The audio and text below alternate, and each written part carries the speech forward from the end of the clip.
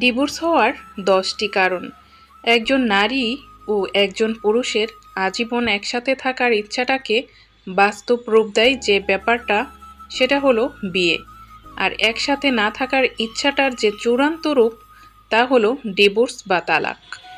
Divorce হওয়ার মূল কারণগুলো হলো শারীরিক ও মানসিক সমস্যা, স্বামী বা স্ত্রী বিবাহ বহির্ভূত সম্পর্কের সাথে লিপ্ত হওয়া, স্ত্রী অথবা সন্তানের ভরণপোষণের দায়িত্ব সঠিকভাবে পালন না করা, একে অপরকে সন্দেহ করা, একে অপরের সিদ্ধান্তকে মূল্যায়ন না করা, একে অপরের প্রতি সহনশীলতা, ভালোবাসা এবং কৃতজ্ঞতা কম থাকা, ছোটোখাটো কোনো বিষয়ে ঝগড়া হলে সেটার জন্য মন খারাপ করে দীর্ঘদিন কথা না বলা।